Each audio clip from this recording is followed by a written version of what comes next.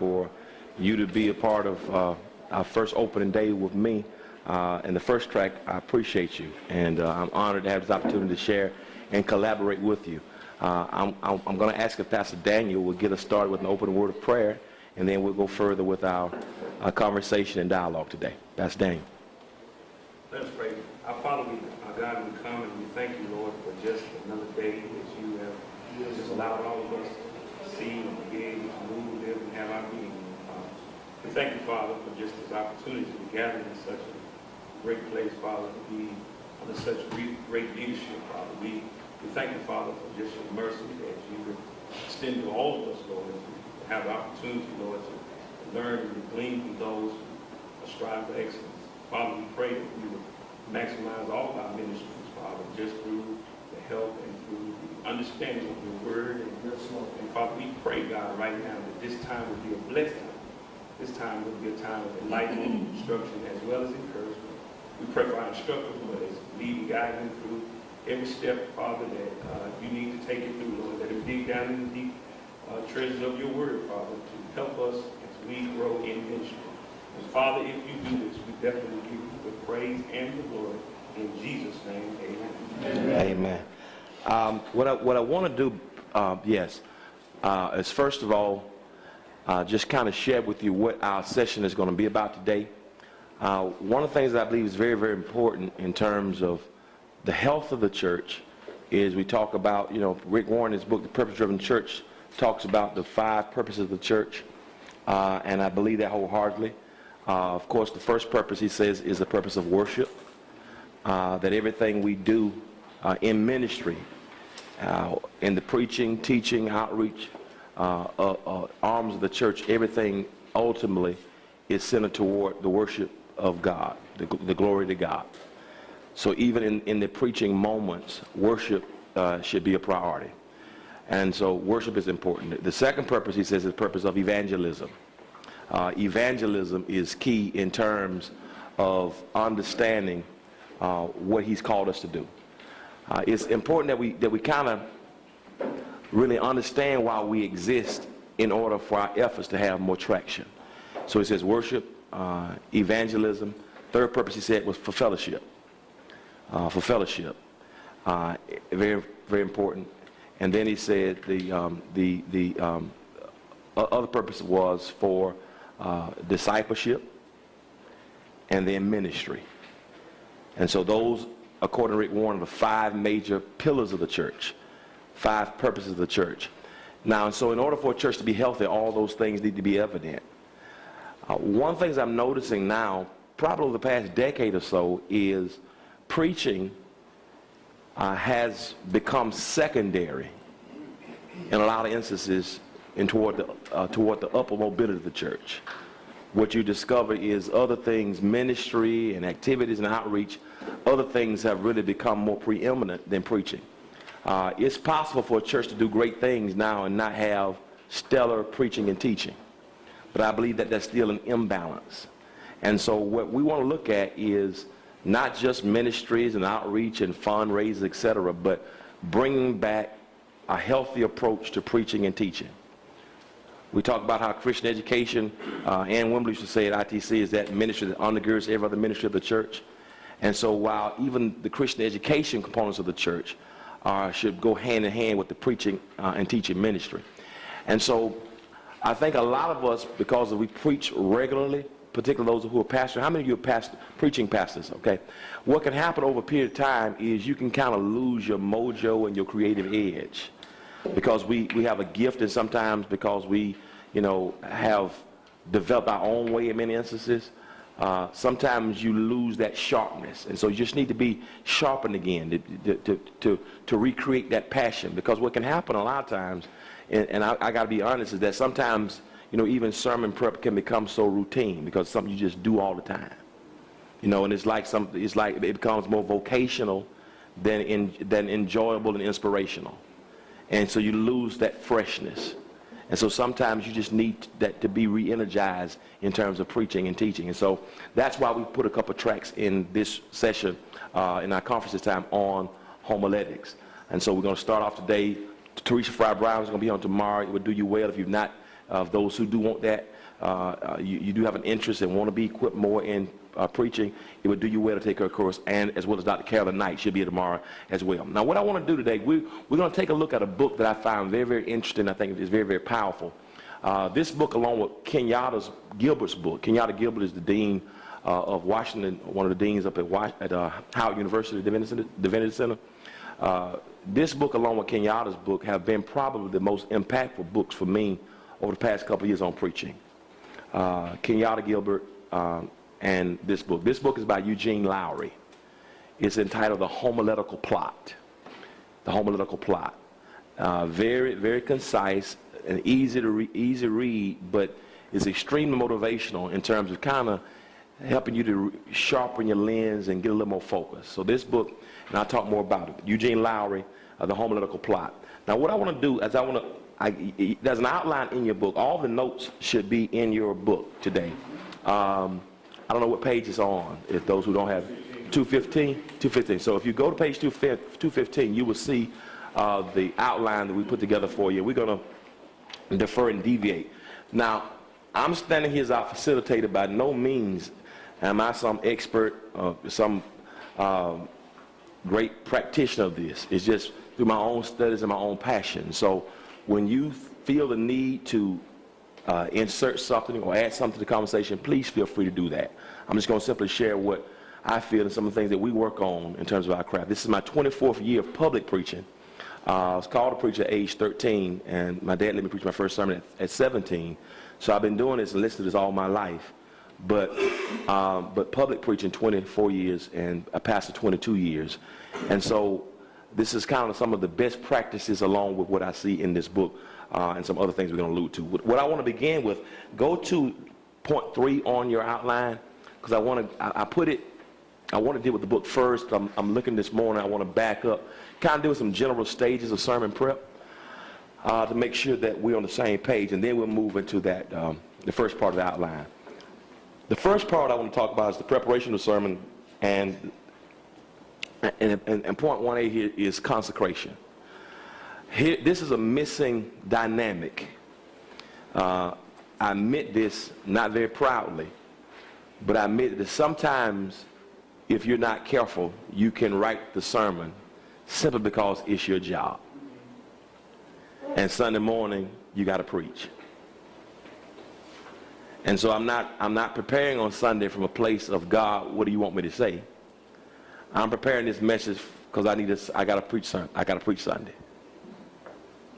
I got to preach Sunday. I've been busy all week. Football season is starting. I watch football all day long. And you'll find yourself sometimes on Saturday afternoon, you spent more time in college football than you have really getting your mind ready for preaching. Because sometimes when you go to pastoring, you know, I tease my wife all the time. Before I got married, I was an avid reader. I would read 5 books a week. I was a voracious reader. But wife and kids have really, I tell them all the time, you have interfered with my relationship with God. No wonder Paul says it's better for a man to not be married if he's going to commit himself to ministry.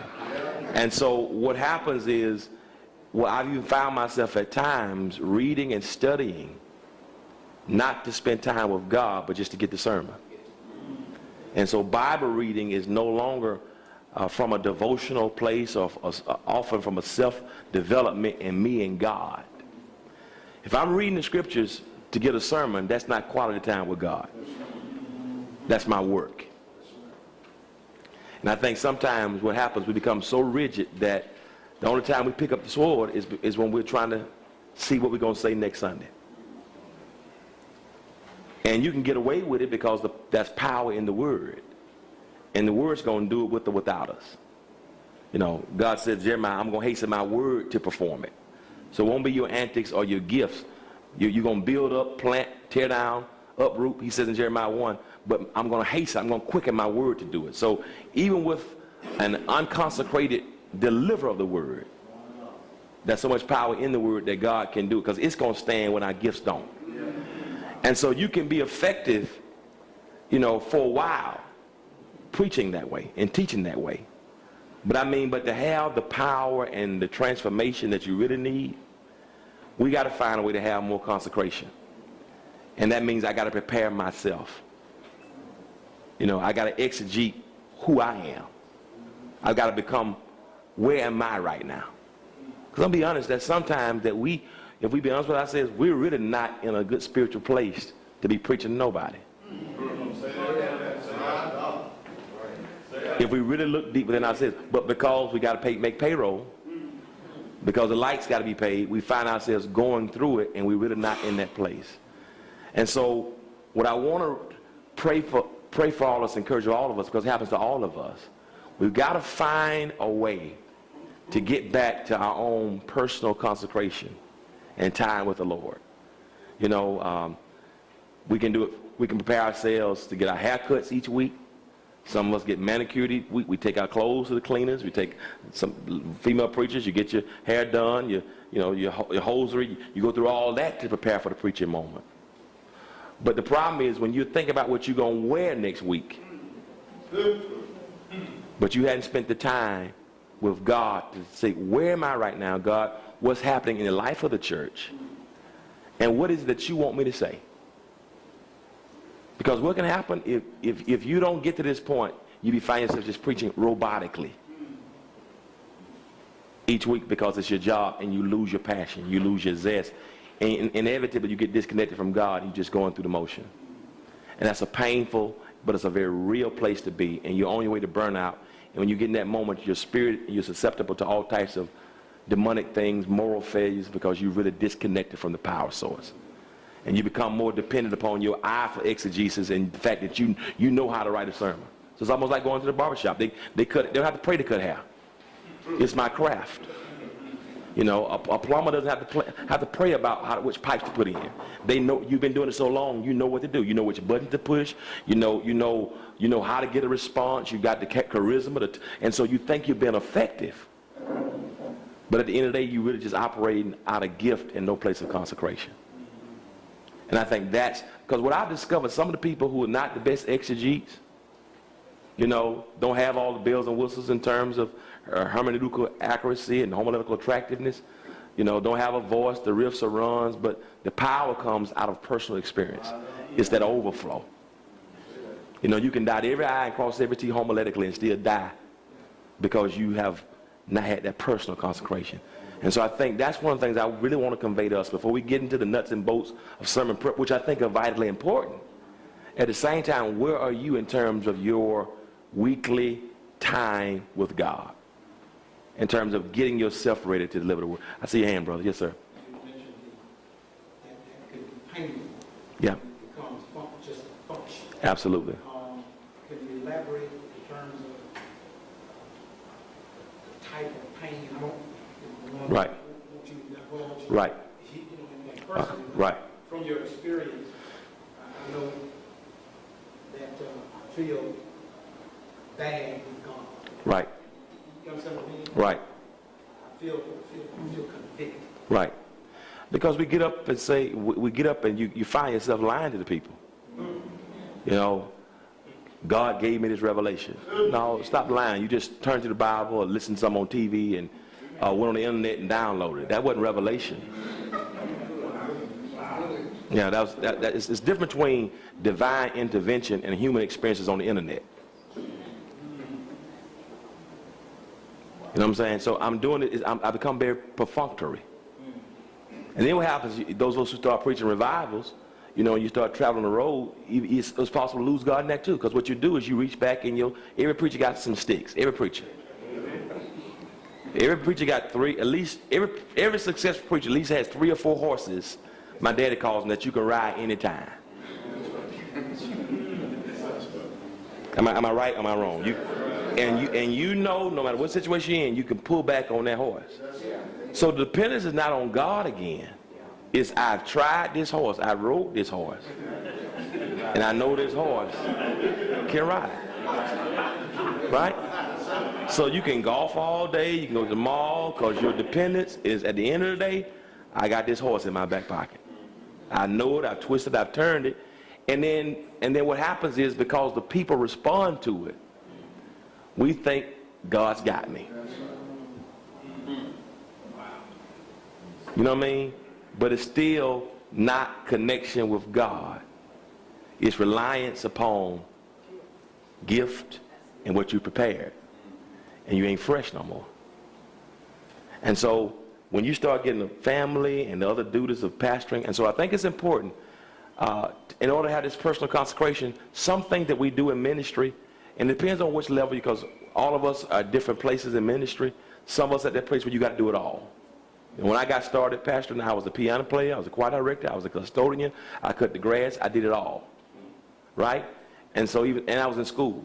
So having those, depending upon what you are, some people are bivocational, you got to find a way to clear some time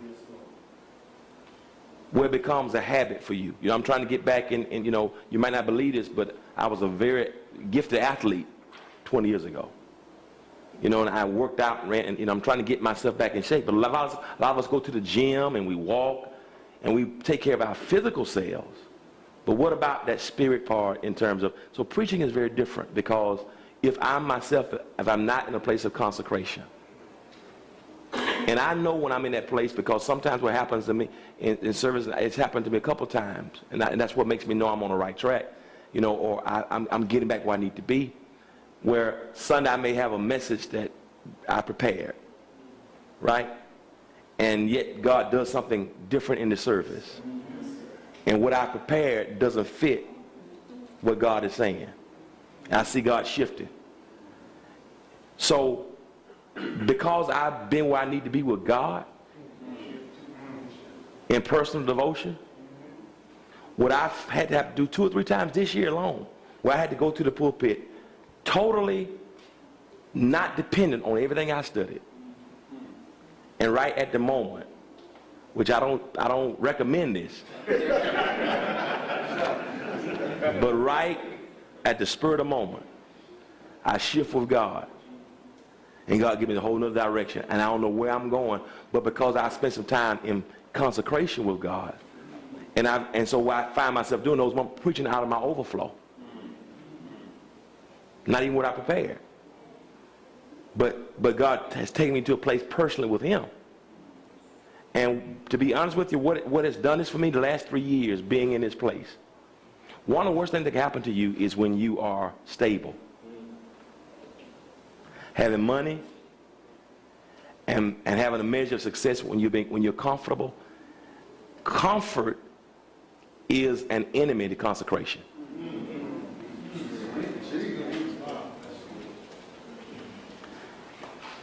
And so, but when you're out there on faith, and you need God to do it, that's the moment where I know I'm back connected. I'm spending that time, and now I'm open, and I think that's when the blessings of God begin to pour. And what I've noticed this year in my own preaching time here at our church is the moments when I yielded to God and had those moments of consecration. Those are the moments where the service just was absolutely at a whole nother place, and where it touched people, and you see them responding in invitation. So that's why I want to encourage us, you know, don't get so perfunctory and vocational that you do it out of your gift, out of your studies, that you have not had a time in that moment of consecration with God. God even revealed the preacher what you're supposed to say, what the needs are. Okay? Because sometimes we preach what we want, but it's like, God, what is it that this body needs? And I'll talk more about that in a moment. So I'm coming from a very painful place, brother, because what happens is I'm preaching, and I know I'm doing it, and we measured on killing the house. That's the guy said, I can't stand. I kill them. That's the problem. We're too busy killing them and not giving them life. You know what I mean? So for me, it is in that private time, knowing that I'm convicted because I haven't been with God. I'm disconnected from the source. Yes, sir. Private time always have to be at the desk. I can't study at the office. The only time I can study at the office is if somebody picks me up and brings me if people don't know I'm here. I don't do well studying in the office. Absolutely not. Absolutely not. Absolutely not. I think it's through that consecration with those term and concepts. I think every preacher needs to have your own sermon notebook. You know, one of my things, whenever I go to a hotel, I get the notepads. Because I believe when you're spending time, I call myself, and I want to encourage us all to be what I call homiletical pantheist. Pantheism is the belief that God is in everything. I believe we should be homiletical pantheist, meaning that everything is a sermon. That every time I'm walking, I'm waiting on God to give me. You can get illustrations in anything. So as I'm consecrating with God, and God, give me what you want me to say, that God can give you sermon and thoughts, and God can drop revelation on you in a commercial, in a billboard. Now, my father and my grandfather, their study habits, they always felt that your sermon thoughts came from the text. That it is engaging the text itself, that my sermon thoughts are always derived from my reading of the text. And I don't have a problem with that. Some people feel that way. I think Fred Craddock, I've heard others say similar things, that they were experiences where in reading the text is where the sermon thought derives from. I don't necessarily believe that. I believe that you can be watching a television commercial and a line of something comes out in that commercial that rings, your homiletical antennas go up, and God begins to speak right then. And that thought, you know what I mean? You get that thought, you know what, that's preaching right there. Now the problem comes is when you get that thought and then you go try to find some nebulous text to impose that thought on the text. That's when the challenge comes. But again, I think it's out of consecration, okay? So when it comes to consecration, that deals with the minister being ready. It deals with, preparing yourself to minister. And also, I think the other thing that we can do is, have you ever thought about what the needs of your people are in consecration? Some of us don't pray for our people enough, because often God would tell you what to say and what direction you to go in by interceding for the people. So sermon prep ain't God just give me a revelation, give me a word. It's God, what is happening in the life of this congregation? Maybe it's with vision. Maybe in your consecration, God will give you the next step for vision. So I also think that whenever God gives you vision, preaching needs to be attached with that. A lot of us catch vision with no preaching or teaching to accompany it. I've never tried to transition in 22 years of ministry with a vision without having preaching and teaching to accompany it. You just can't get up in front of Negroes and say, the Lord said we go in here, and you ain't taught them, preach to them to preach the vision. And you run to, listen, God himself can come down and give it to you, and some folks are going to be cantankerous and rebellious. But it's much more favorable when you get it from God and then you preach and teach to prepare the people on what God is saying. Here again, that comes out of consecration. What kind of needs? What kind of spirits? Have you ever done an evaluation of the church in terms of where they are from a faith perspective? Have you ever had surveys on what topics, what subjects your people are familiar with? One of the things I'm noticing is that most churches now are getting away from doctrine. We don't hear a lot of doctrinal preaching anymore. A lot of folk in your church are clueless when it comes to doctrine. So even the preaching and teaching ministry, how can you incorporate doctrine? Like right now we're doing the Apostles' Creed on Wednesday night for this quarter. Why? Because folk will come to shout, be excited. You start talking about the virgin birth, the ascension. Negroes will shout when you say money cometh, but you say he ascended to heaven. They have no idea what you're talking about. So it's important that as we grow and become, that we also get back to a doctrinal place. But sometimes you won't realize that if you're not praying for where your people are. Because the people belong to God. God, show me what you have this group to know. Where are we right now? Where are we right now? And so I think that's all part of the process, okay? Any more questions on that? So once I've gone through the process of consecration, then I think the other text is observation. It is the observation of the text. So get your notebooks, okay? What I'm trying to do this year, and a lot of guys have been doing, is having a preaching calendar. My preaching mentor is Dr. Joe Gregory and other Dr. Matt King Carter. Those are my preaching mentors. And they both suggest that every preaching pastor needs to have a couple things in your preaching calendar. There needs to be something on stewardship.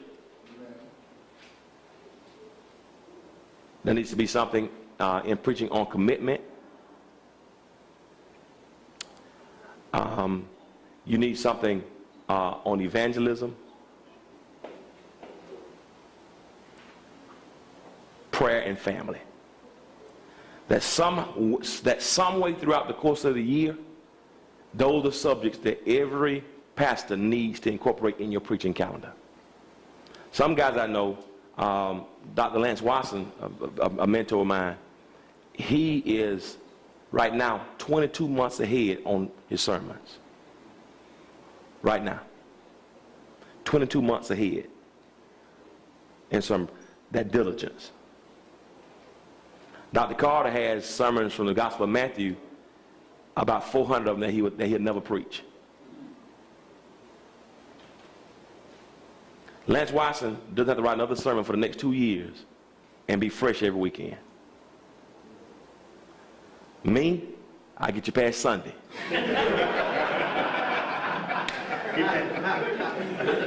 See what I'm saying? So somehow, somewhere, and so what happens, you find yourself in pressure each week.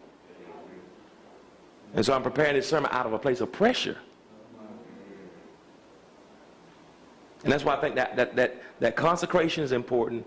And then, Lord, and give me a plan. So what I'm hoping we can do, all of us in the next month or so, at least try to get at least a 3-month idea. Now remember, the Holy Spirit has room to interrupt our plans at any moment. But a lot of us are under unnecessary pressure because we don't know where we're going. And then we're preaching without purpose. It's not visionary. It's not transitioning preaching. It's not developmental preaching. It's just preaching each week to kill the folks without a plan. And so you really can't measure how the people were able to grow as of the preaching moment. You really can't measure or chronicle the effectiveness of what you did. We preach a sermon and we think that sermon ends right there and we move on. How does it linger? Okay, so it's the consecration, then it's observation. So that's me simply. Now I'm going to move now to sermon prep. All that's just to prepare the minister. Now once you yourself you're prepared. Like any doctor, when a doctor performs surgery, they have prep. They go and they wash up. Right? They put on their scrubs. Right? Before they cut anybody. They go through a moment of prep. They go through a moment of hygiene. Cleanliness. They get themselves together, and then they get ready. They put the mask on, put the thing on, put the scrubs on, thing on. Then they're ready to go. Us, we just jump in the text all nasty.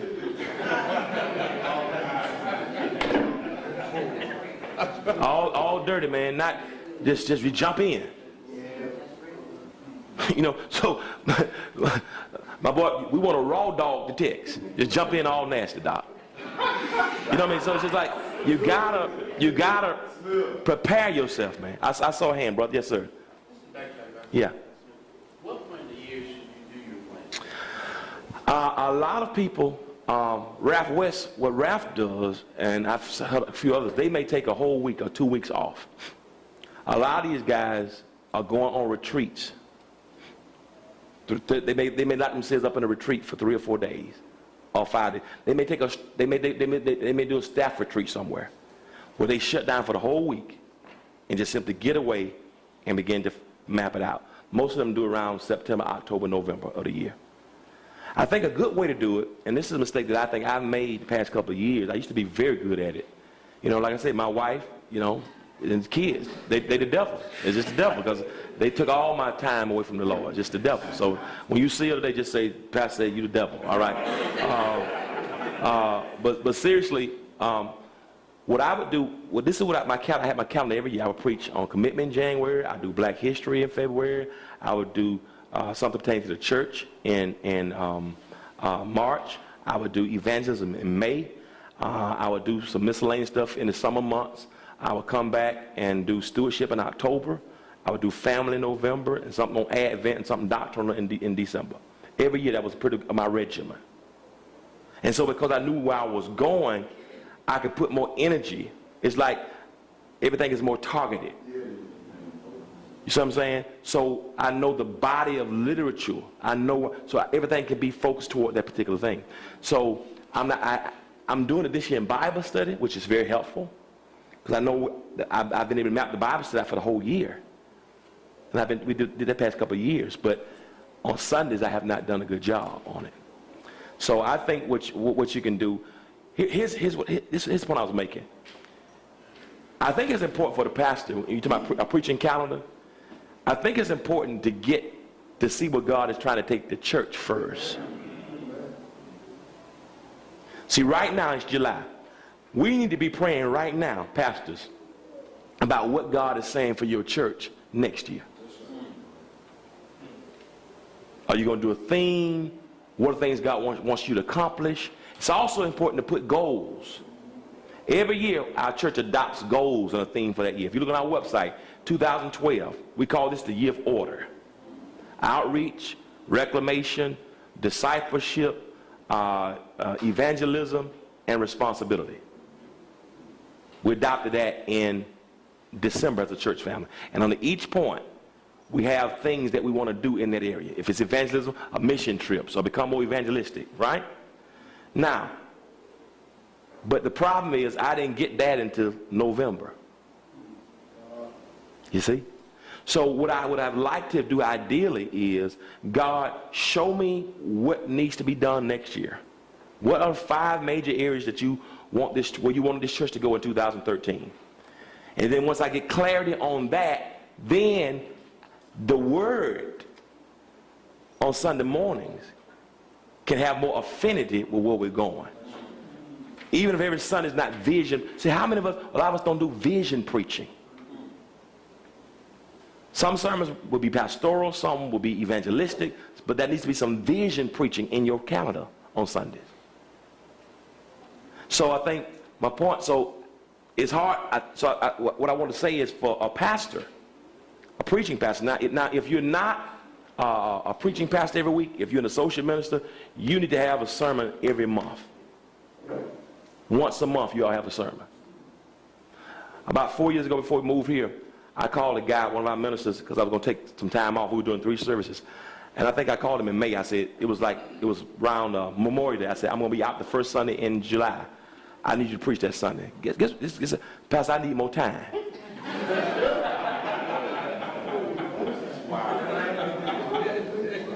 You ain't asking to preach them. Yeah, oh, absolutely not. My point is, if you're an associate minister, you need to have a sermon once a month minimum. See, this is a soft generation. When I went to my dad's church, he'd look over and say, after the next song, the message is going to be brought by Dewey.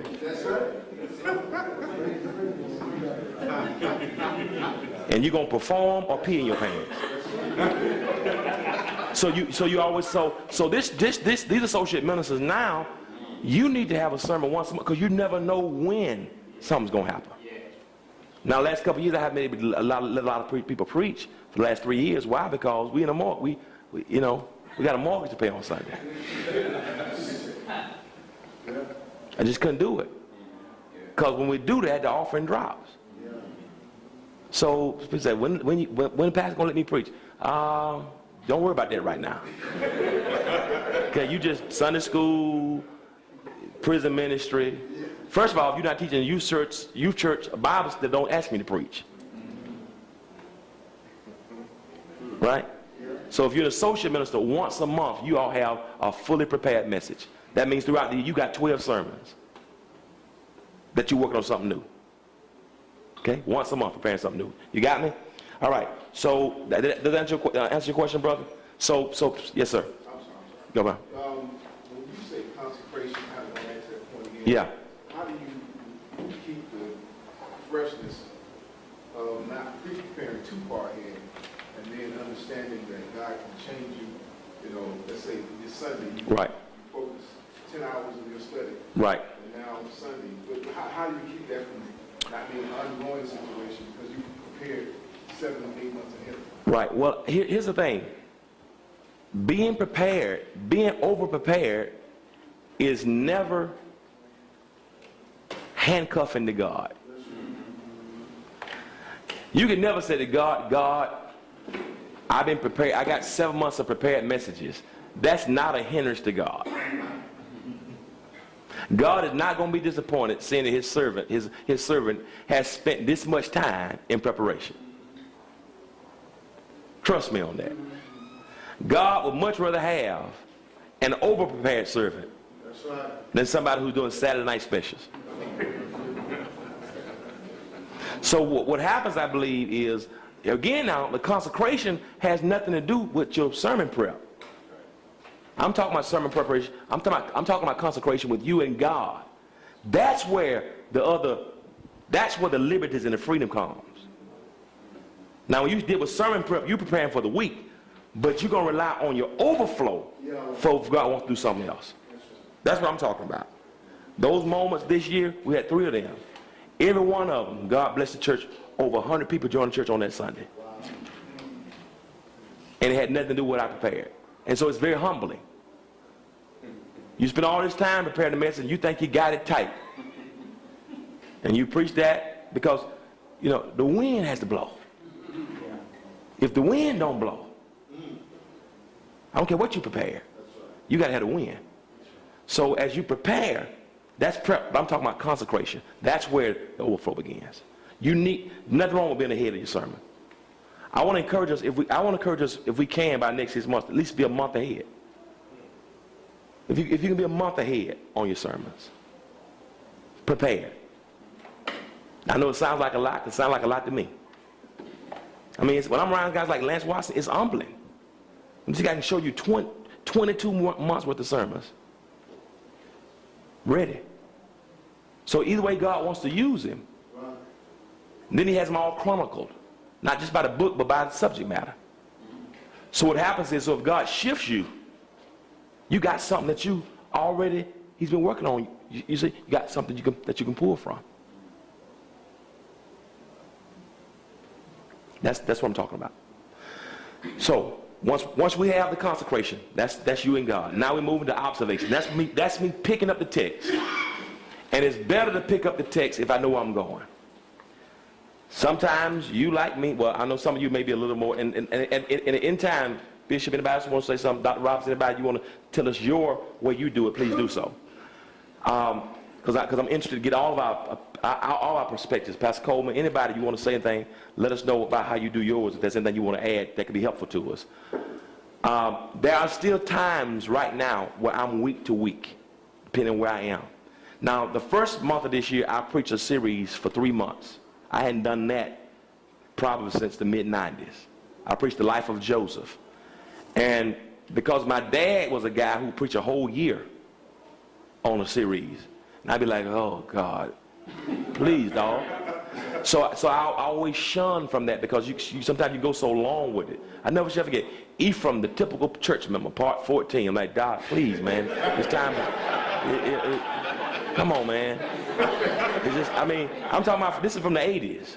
So it just gave me, it just kind of gave me an extra ultra sensitivity to, and you see that time he was the only somebody enjoying it. After the 8th week, it was just him. You know what I'm saying? So it's like, so what it did for me, it made me ultra sensitive to very long series.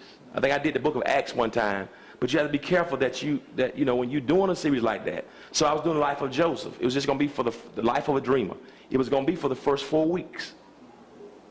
From the 2nd Sunday to the 5th Sunday of January. I didn't finish to April. So God stretched me. I didn't finish the Palm Sunday. From the 2nd Sunday in January to the 1st Sunday in April. So I was stretched by God. Because guess what? The people were coming every week like, Pastor, we want to tell some more about it. Because it was a God thing. It was a God factor. God kept stretching that thing, and it was fresh every week, and it was challenging people at the beginning of the year. And it ended up being almost 3 months. Never done that since maybe 94, that long of a series. Okay? Now I'm doing something on relationships. Been 4 weeks in it. The people are just, I'm trying to get away from it because of that sensitivity, but the people, they're still clinging for it. So here again, so allow yourself to be stretched. So observation, that's me picking up the text. When you pick up that text, here's a challenge. You don't want to pick it up arbitrarily. Some of us do this on Sunday morning, on Friday. Let me just flip through it, and wherever it falls, that's spin the tail on the Bible. This must be the Holy Ghost. Let's be honest, come on. How many of y'all have been there before? How many in your sermon prayer? Just spin the tail on the Bible. Wherever she lands, that's God. Dog, that's Obadiah.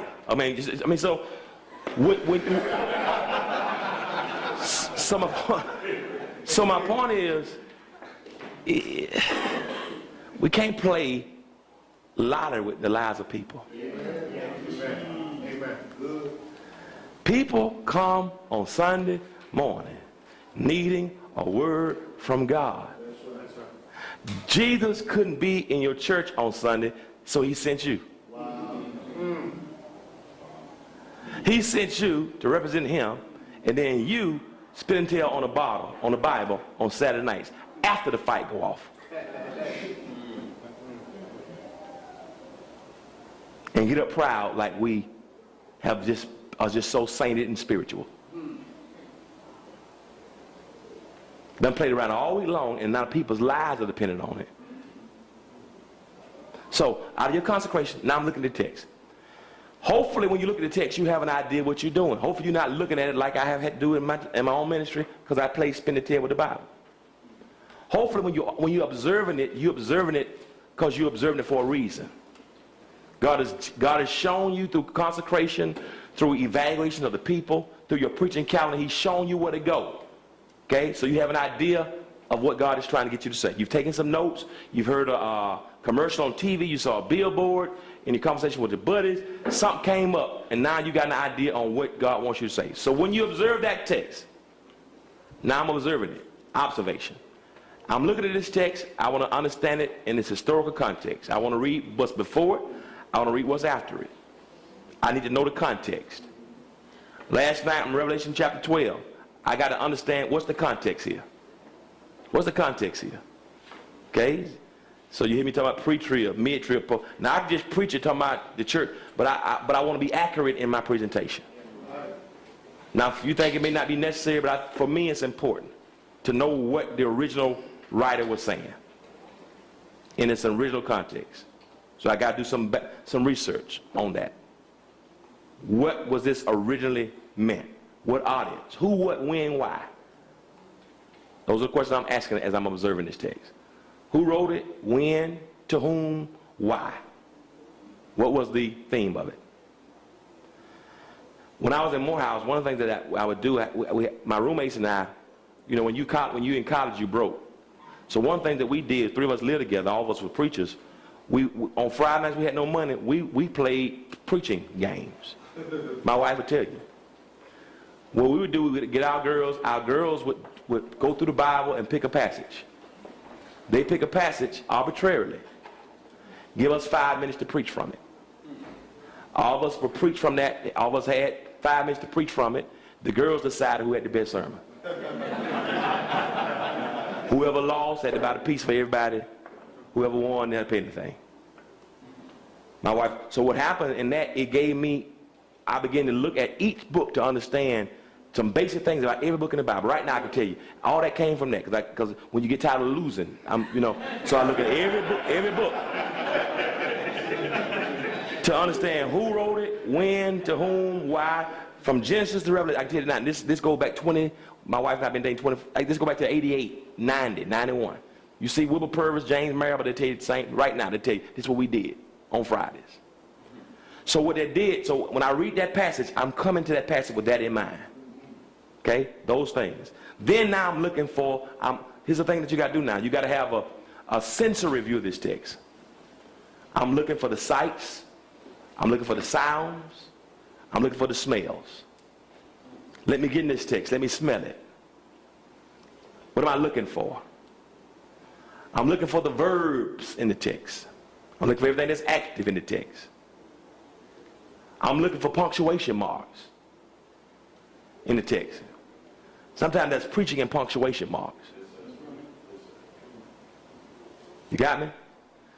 If you got your Bibles, I'll give you an example. Mark chapter 14. Mark 14. Tell you what you can just get to with your observation. Mark chapter 14. Mark chapter 14. Come down to the last verse in Mark 14. What's Mark 14? Mark 14. You got it? Mark 14. What's the last verse? What's the last verse? What's the last verse? 72. What does it say? Second time the rooster crowed, And Peter, called to the mind, the word that Jesus, said to him, before the rooster crows twice, thou shalt them, what? deny me 3 times. Uh-huh. And when he thought about it, he wept. When he thought about it, he wept. This is dealing with Peter's denial of Jesus. Jesus had told him before it happened that he was going to deny him. And he's reflecting on that. What's the last thing you see in that verse? No, what's the last thing you see in that verse? Period. When he thought thereon, he wept. Period. He had reasons to weep. Denied Jesus, followed from afar off. His weeping was justifiable. Many of us need to weep. When we consider our position, our distancing ourselves from God, some preachers need to be weeping. The times when prosperity became more important than propitiation, we need to be weeping. You let that marinate, deal with the weeping, the repentance. But the good thing about it is the last thing you see in verse 72 is what? Period. Period, punctuation mark, means end of the statement. End of the clause. End of the idea. And after the period, you can begin a new chapter. It's the period that separated denial from, you see the point I'm trying to make? You can preach that right there, just on the period. You get the point I'm trying to make? But the point is, but that is through observation. Everything. Sights, sounds, smells, what's action, what's active. You deal with all that to observe it. I'm observing it, and then I need to get myself into it. I need to be so a part of that that I feel myself in this narrative. I feel myself in it. I literally become one with the passage. Okay? Observation. I'm just feeling it, seeing it, sounding it, everything, jotting everything down. Now after observation, then I begin that, and then I'm doing my investigation. Now that's why I'm doing my word studies. I'm doing my comparative analysis. You need at least 5 translations, 5 translations that you study from and preach from. Okay? Not just King James, NIV. You know, there's some language and some etymological issues that are presented when you do the King James. Go to the NIV, New King James. Matter of fact, what I'm doing now, often, at least once a month, I preach from the Message Bible on Sunday morning. You can read the Message, and you can read the Message Bible, and just get a line that preaches itself. Just the line in it. It's just so it preaches itself. You get your subject simply by reading the clause. Then you go back and develop it, okay? So I'm investigating it.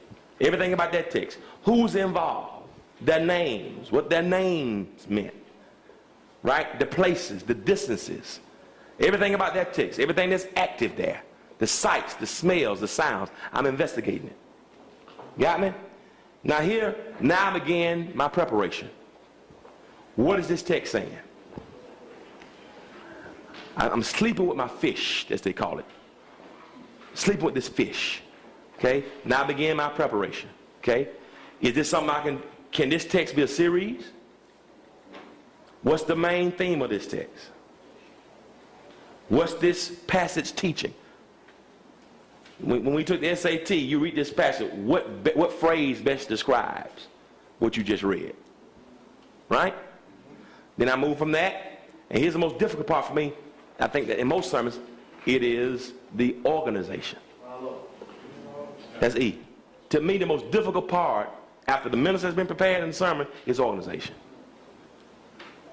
Because some of us are very prepared, we've investigated, but if the sermon is dry because you're reading a dissertation. Sound theologically, but because you have not organized it properly. It's just a string of everything. Ain't going nowhere. You talk about everything with no kind of pattern, no kind of rhyme, no kind of reason. Very solid, very substantive, but what are you going with? Where are you going with this? The organization of it. All right? And then I'm contemplating on that in the presentation. Okay? Are there any questions on that? Any questions in the comments? Additions, rebuttals? Yes, sir. Can you give us some strategies around organization? There are several types of sermons. You have topical sermons. The topical sermon is if you're dealing with something, the mercies of God. The mercies of God. You can deal with assorted passages that deal with mercies of God.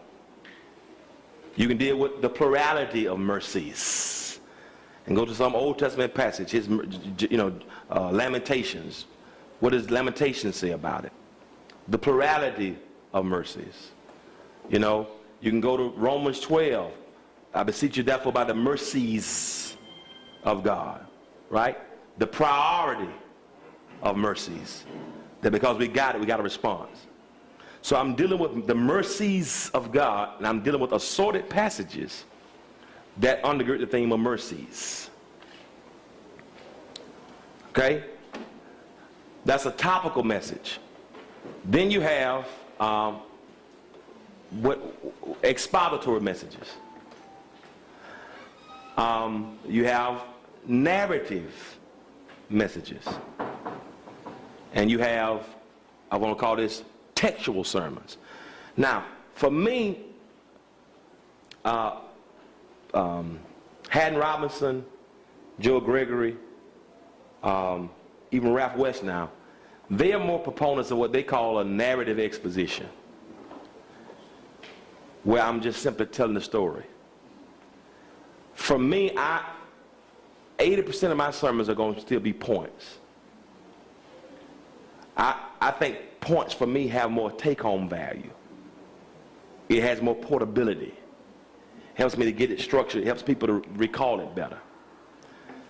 Ralph, Dr. Gregory, who also does points, they feel like the passage determines your approach. They feel sometimes the beauty of the narrative, that you can interrupt the beauty of the narrative by putting points in it. I think you can do it in such a way. And so for me, I like to have points. Like last night, I gave y'all points. We dealt with the passage, but I wanted to give you different, what our Clark used to call them movements in the text. The movements in the text. This text has movements. Moves from here, moves to here. For me, that's typically what I like to do, because it's just my style. You know, that's my own style. It's not the only style of preaching. That works better for me. My dad is more of a narrative preacher. You know, who's trying to adapt to exposition. This is what I do think, though. I think that the pastor needs to be able to do all these sermons throughout the year, just to keep yourself fresh. Those y'all, when you get married, whether you're female or male, when you are rendering due benevolence to your spouse, you don't want to do the same thing the same way every time.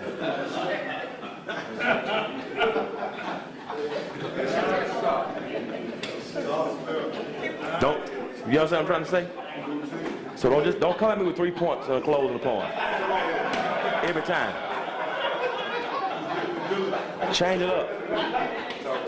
Let's go on the steps. Get on the washing machine. Go outside on the deck. You know what I'm saying? Change this sucker up every now and then. I say when you're married and your spouse. Right? Yes, sir. Tell my wife, go get a nursing uniform, put a chili outfit on, do some pom-poms, and do this doggone thing, right? But that's my, so I'm saying, so the same, nobody eats the same thing every day physically.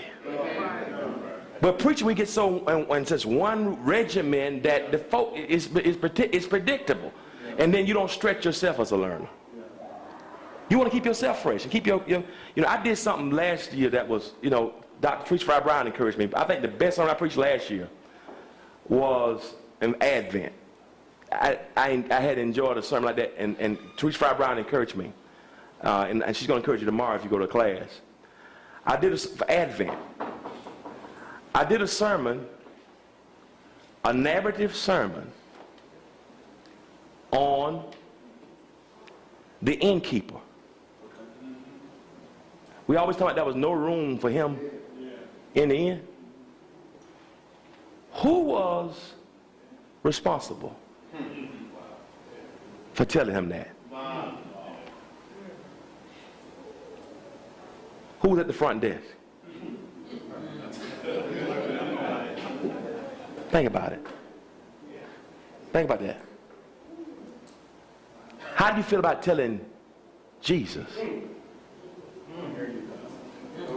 There's no room.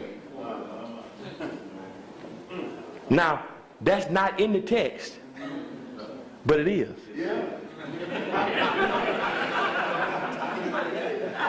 You got me? And I did it first person. So I opened up. As I opened up, I said, I really didn't want to go work that morning. See that? Teresa Fry Brown talked. Who the little boy that gave his lunch to Jesus? Who was his mama? If he comes back with 12 baskets, boy, didn't I tell you to stop stealing?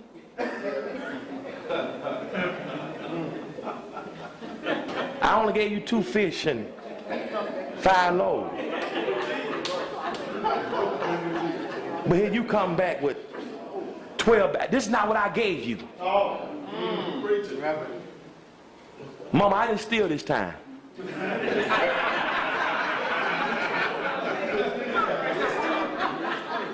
A man asked for my lunch. You say it's there, but it's not there. And you can deal with that, get into the who were the people threw Shadrach, Meshach, and Abednego into the fire?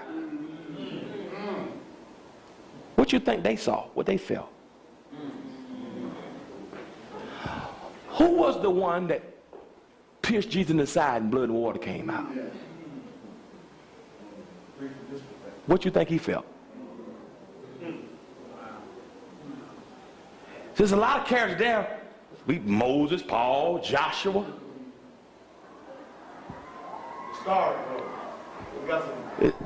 Whole lot of stuff that we don't stretch ourselves to look hard enough for and embody it. And when I tell you, it has a whole new perspective of freshness. Okay, where am I now? Where am I? Okay.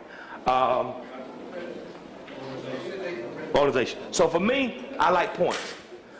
I prefer points. I think you can do a point without breaking up the beauty of. Now here again, that's based often on the narrative. You know, if you're in Proverbs, it's, you know, it's not. So the text determines your approach. But I try to always have movement. That's what I've been doing for so long, and I'm comfortable with it. And I think it's been more effective for my presentation. But you got some people just storytellers. You know, the late C.A.W. Clark wasn't a point preacher, was a narrative preacher. He told a story. Jerry Black is another one. Great narrative, but even he's doing points. So even he's growing. He used to be just straight narrative. So I think you got to be able to deviate it. But I prefer points for me. But that's sometimes I do it. I'm just telling the story now, no points. What you want to do when you look at a passage, though, in terms of organization of it, you want to ask yourself, you want to just dissect it. You can look at one passage and just dissect it. John 3:16, you know, the love of God, right? For God so loved the world. That's the plentifulness of God's love. It's plentiful. Why? Because he loved the world. It's plentiful. That he gave his only begotten son. The pricelessness of God's love. It's priceless because he did what? Gave his only begotten son. The protectiveness of God's love. That whosoever believeth on him shall not perish. The protectiveness. And then the permanence of God's love. But have everlasting life. One passage, 4 movements. You can take one verse, dissect it, and present it. But I'm looking for the nouns, I'm looking for the verbs, I'm looking for the action, I'm looking for punctuation. I'm trying to get inside of it. I want to get inside the thought of it. I want to become that character. Now, I want to become the writer. Whatever it is. Let me become it. Got me? Now, Eugene Lowry in the Homewrecker Plot, he talks about, let's go this right quick, and we're going to take, give me 2 minutes to let you go. The preliminary stages of it. What time we get out of here? 10:30. Okay, we got that. Okay, good, great. Are there any questions, comments right now? Anybody want to say anything, add anything? Yes, sir, brother. Anybody want to say anything, add anything? Yes, sir. Okay. Praise God. Bless you. Bless you, man. But what I'm missing, there was a movie that came out recently called Passion of Christ. Yeah. And what I'm missing a lot of times, really just want to be from ministers, is Yeah. passion. And you get on a subject where you really believe in it. So Yeah. the greatest leaders that I've observed, Right. Martin Luther King was the people. Right. And we talk about, the church and Right. how we're supposed to be teaching, but you've got wars going on in Afghanistan. I'm very passionate about that. Right. It should not be shared against something. Right. And these people have done it. Right. So that's what I'm missing. The passion. You mean passion in terms of how they present it, or passion about the subject? I mean, passion from within. The deep commitment to making sure that Christ's principles in this country, or wherever we are, Yeah. are observed to the point where we would take to the streets Right. to stop this war, or to stop the violence in Chicago. We don't sit in our comfort zone. Yeah, I think, I don't know if you're talking about passion in preaching or activism afterwards. That's what I'm trying to figure out exactly what you're saying. Is it to do something? In preaching as well, because I'm missing it. So another. There should be a time the whole church would be shouting and carrying on. In a lot of places it does happen. Right. But it's more emotional.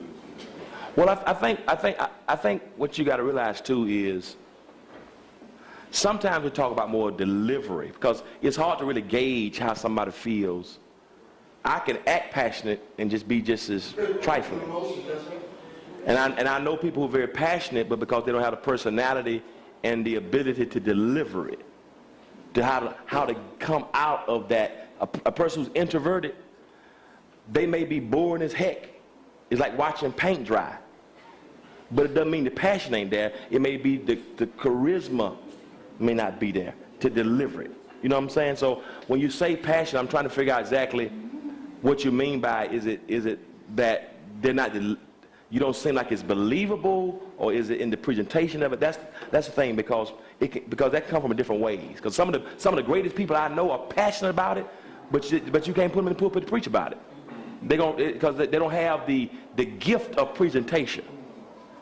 You see what I'm saying? So sometimes it's charisma, and then sometimes people can be charismatic and have no authentic passion.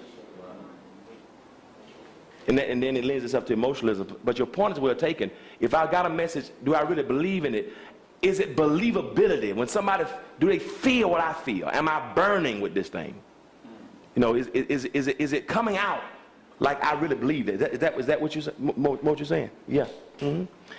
And I think you're very right. What's happened too is people become more cerebral, and we don't celebrate like we used to in the preaching moment. You know, it's become more, I think that's one of the things with this teaching, and then people have just, a lot of people have just ridiculed, you know, how we demonstratively worship and preach. You know, hooping, and even black folks who allow other folks to tell us about, you know, y'all do too much, all that ain't necessary. You know what I mean? So we have lost, I think, some of that, but I think sometimes it's in how it's presented or not presented, and sometimes, you know, and sometimes the passion may not be there because you just got the sermon Saturday night. You really can't be passionate about it. So I think that can be understood in a lot of ways. Yes, ma'am. See your hand. Do you feel now currently that we have sort of ushered out the Holy Spirit as far as allowing him to just move? I think sometimes our churches have gotten so rigid and time-consuming and trying to hit marks. Yeah. We sort of quench the Holy Spirit and he doesn't have that time to move. I think your point is well taken. I think what's happened when the advent of multiple services, that is a factor. If you got 3 services and you got to get people in and out, got to get the parking lot cleared out, that's a factor. The other thing is the generation has shifted so much. It's a new day and time. When I first started pastoring, our service started at 11. We didn't leave at 3. If we didn't bump 5 times, you know, so I would go to my daddy's church early morning, or my granddaddy's church, my daddy's church. Afternoon, I went to my great uncle's church, Overcoming Apostolic Holiness. They started at 2, got at 7. Then I went to Bishop Hicks' church for night broadcast. Every Sunday. I'm church from Sunday morning to Sunday night. Baptist, Apostolic, Kojic. Right? And loved it. Then had 5-night revivals. Then YPD. Then don't let the revival be good and they add 2 more nights, 2 more weeks. You understand what I'm trying to say? So now, the generation now is not, and that's one thing Peterson talks about. I'm going to come back to it. So I think that's, have 4-hour services now with unbelievers in this generation now. Have service at 7 o'clock at night. And I'm talking about and reaching the masses. Now, you're going to reach your group. I was at the Kojic AIM a couple weeks ago in Virginia, Bishop Green. The church started at 7, I think I got up at 11. Run, you were there. She know I was north. It was 11 o'clock when I got up. 11 at night, sir? Yes, sir. Now, yeah. No, 7 at night, 11 when I got up. On a Thursday night. And so what happens is, and we wonder why the kids flunk out of school, because they've been in revival for 6 straight weeks. Come, y'all, you quiet. I'm saying so your point is well taken, but I think just the times have changed, and what you can do, you're gonna reach your own group, but people are just, it's just this generation does not have the same reverence, and the time, it's just a fast pace, people got stuff to do, and it just, and you can say we're going to keep it the old landmark, that's fine, but typically, people will give anything over 2.5, 3 hours today, it's going to be hard to really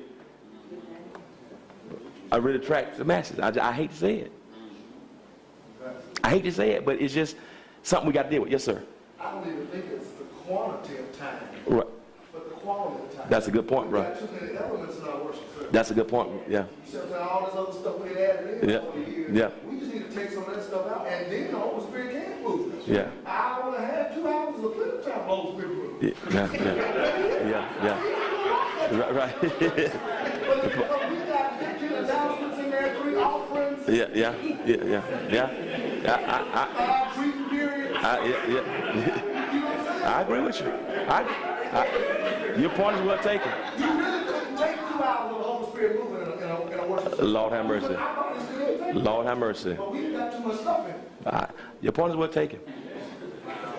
Your point is well taken. And I think, I'll be honest with you, that's something we got to ask ourselves. Now, we used to it. We enjoy it. Like that, and I was like, you know what? This thing is going to die in a few years. It's good now. The church is full. But, you know, it's not going to be sustainable because 5-hour services just ain't, that's not, on a regular, that's just not going to be the wave of the future. Now, I know y'all think that's probably, that's very carnal for me to say. But it's just been a man of Issachar. You got to discern the time. So, a hand, bro. Yes. I have 2 questions. Yeah. First is, how do you get passionate in preaching? And then secondly, I'm an expository preacher. Right. It's more or less, how do you keep from being kind of dry? You say give too many facts. Right. Well, I think what you got to do, Jeffrey Johnson and Freddie Haynes, 2 of my favorite preachers and great friends of mine. Jeffrey and Freddie are probably the best African-American illustrators I know in preaching. You'll hear Freddie tomorrow. Freddie is one of the most masterful sermon illustrators in terms of illustrations. See, me saying Idi Amin Antipater was connected with Julius Caesar and Mark Antony. And when Julius Caesar died, Antipater enjoyed the favor of Mark Antony and Brutus. And because of his Edomite culture, they allowed his son Herod to become king over Jerusalem provinces. Herod the Great was ingenious in his military, in his construction and architecture. The greatest wonders of the world in first century world were built by Herod the Great. Yet in spite of his genius, he was a man of insecurities. Had his wife Mariamne, who was a Hasmonean, killed. Had his mother-in-law put to death because she resembled his wife. 2 of his sons, Achilles and Aristobulus, he put them to death. It was said by Josephus, it's better to be one of Herod's pigs than it was to be his sons. He issued a decree to kill all baby boys 2 years and under after being mocked by the wise men in Matthew chapter 2. Had a grandson, Agrippa I, who was sent to Rome to avoid the savage treatment of his grandfather. Because at his grandfather's death, he issued an edict that there'd be a mass slaughter throughout the land just to ensure that somebody died when he cried. His grandboy went to Rome, and there in Rome went to school with Claudius, who eventually became, you hear all that?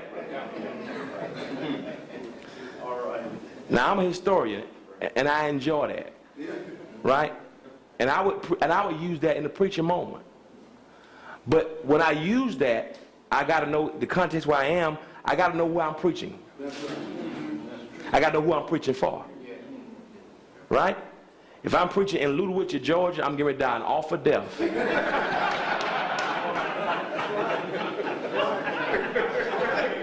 Right?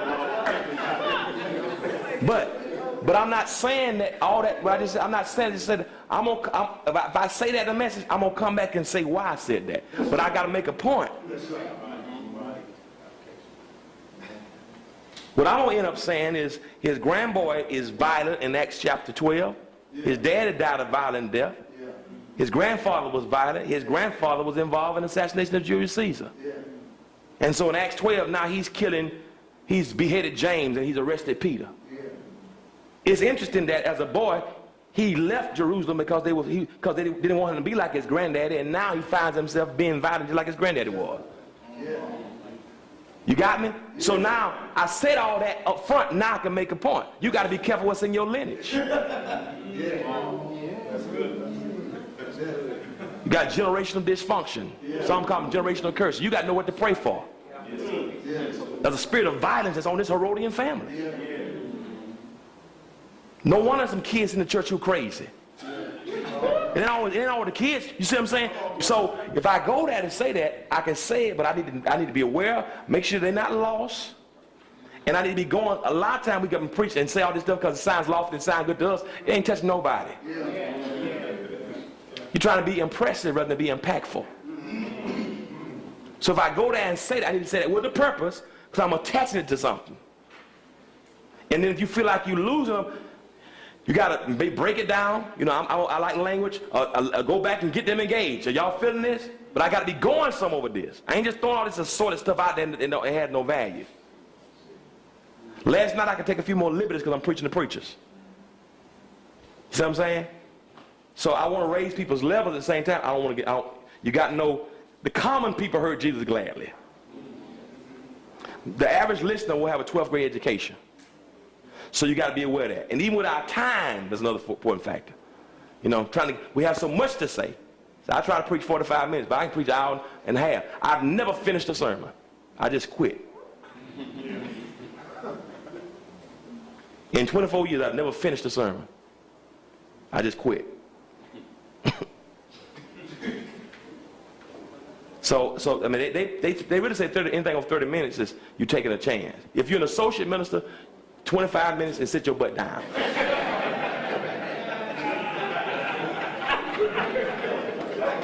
That's it. Don't get up beating up on the people. You're not the pastor. You don't preach pastoral messages. Get up, give your gift, and sit down. Right? Let the pastor give you permission whether they want you to extend an invitation. Don't ever do that on your own. Make sure you got that permission. 25, 30 minutes max. Yep, and sit down. Trying to help you to live. They'll give a pastor a little more leeway. Typically. Right? You take a little more liberties than you can. Right? So, but the passion, so I think, you know, like I try, you can be scholarly. I think we need to be more scholarly. But it's scholarship to teach and to impart and to bring people up to get them to a point, not just to show off what you think you know.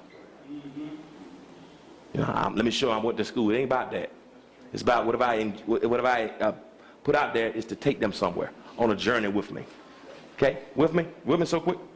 Now, so when you look at text, he calls wandering thoughtfulness. The preliminary stage. I got an idea, but I got so many thoughts. And then I got anxiety, he says, because of this is what Eugene Lowry says, the wandering thoughtfulness. So I think I have a sermon, he says the first stage is I think I have a sermon. Then here's how you get the passion. The second stage, once the sermon has you. And it don't have time to get you if you only got it once Pacquiao lost the fight. You ain't got time for it to get you. So you need to have some time for it to get you, okay? Now, what he says, quickly, it's got 4 minutes.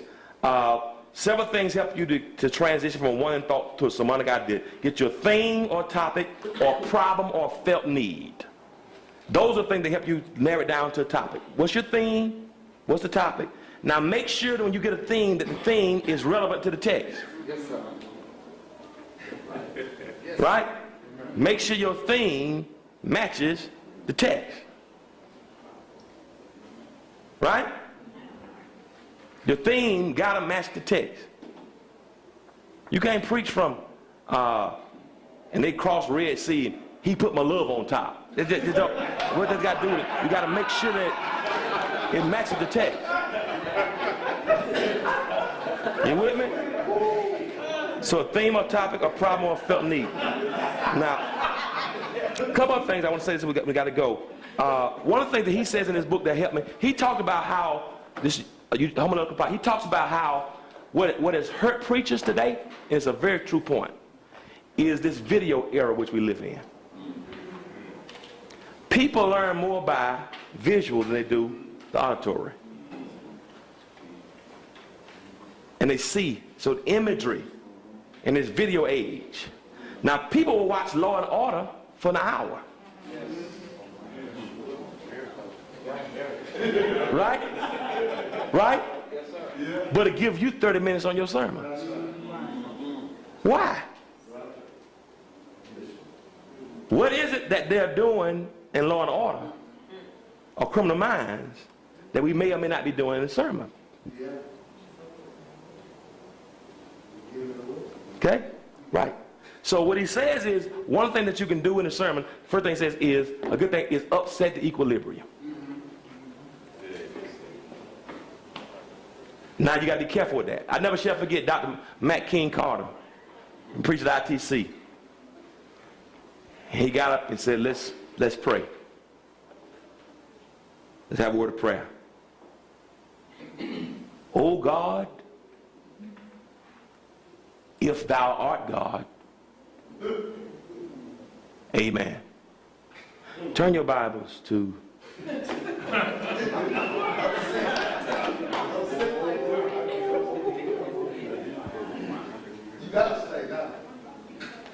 and his message was the sovereignty of God. But he presented it, his old prayer and intro was to upset the equilibrium, to stretch folks. Okay? He upset it. He upset the equilibrium. And that's what he says. You got to upset the, because people need to be. Now that's a problem for older folks. So older folks they like the same old story. You got to go to the cross every Sunday. I don't care if you preach on tithing. If you don't kill him and get him up, you ain't preach, right? But what he says, but you got to upset equilibrium. Another thing he says, and I'm gonna go and get the book. Another thing he says in this book, because I'm over my time. I wish I had more time. He talks about in the book about. You ever watched a Law and Order, a movie, and throughout the sermon they give some clues? And you might think that this person caused the crime. This is the first suspect. Christian turn. Like, whoa. Then he says, and when they close out, when you close, and so you put some clues out there on this message. What are the clues here? Yeah, to keep them. I'm upsetting equilibrium. Now I'm putting this clue out there in the sermon. Okay. If you're dealing with, I mean, what's an example of this? I do with laughing. Yeah. That could be. I was trying to think of another one. You could deal with if they say you're doing Job, and you're dealing with Job's maladies, right? Does it really pay to be faithful to God?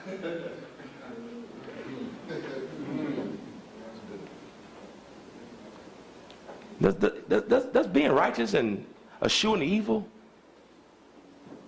is that really necessary? So many others who have not walked in righteousness. One of the most righteous men in us, but yet everything he got, he loses. Job, maybe if you had not been faithful to God, maybe you would have lost what you got. And you lose everything. Finances, your fitness, children, your health. God tells Satan, you can touch everything he got. Just don't bother his soul. And the devil takes everything but left his wife.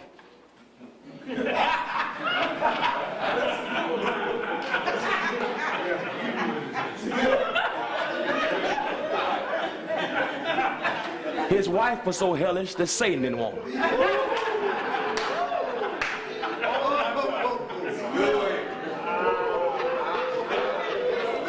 Right?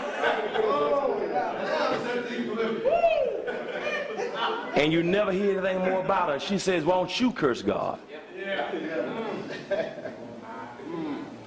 Did she become the embodiment of Satan? She wants him out of his misery.